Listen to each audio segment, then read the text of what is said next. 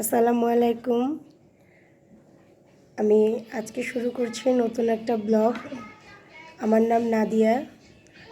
আপনাদের দোয়া এবং ভালোবাসা আমাকে অনেক দূর এগিয়ে নিয়ে যেতে পারে।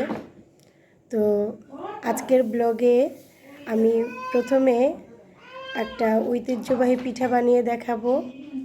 আসলে আমার হোম ডিস্ট্রিক্ট বরিশাল। তো বরিশালে একটি জনপ্রিয় শীতের খাবার পিঠা আর কি, সেটা হচ্ছে ছিট পিঠা। তো চলুন আপনাদেরকে নিয়ে যাই কীভাবে ছিট পিঠা বানাতে হয়।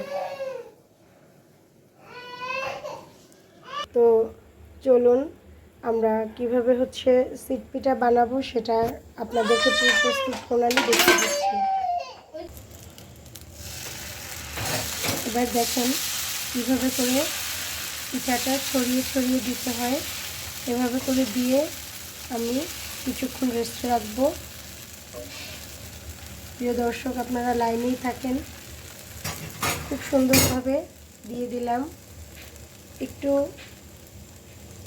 আমার আটার কাইটা যদি সেদ্ধ হয়ে যায় তারপরে আমি পিঠাটা ভাজ করে তারপরে উঠিয়ে নেব। তো দেখেন আমার পিঠা অলমোস্ট প্রায় হয়ে গিয়েছে। এখন আমি পিঠাটা আস্তে আস্তে করে ভাজ করব। ভাজটা খুব সুন্দরভাবে দেখতে হবে আসলে কীভাবে ভাজটা দিতে হয়। এই যে দেখেন, প্রথমে ফোল্ড করে নিলাম অর্ধেক, দেন উল্টা পাশ থেকে আরেকটা ফোল্ড করলাম। এবার আমার পিঠা হয়ে গেল। তো এই যে দেখেন প্রিয় দর্শক, আমার পিঠা রেডি। এভাবে আমি আস্তে আস্তে সবগুলো পিঠে একসঙ্গে বানিয়ে নেব।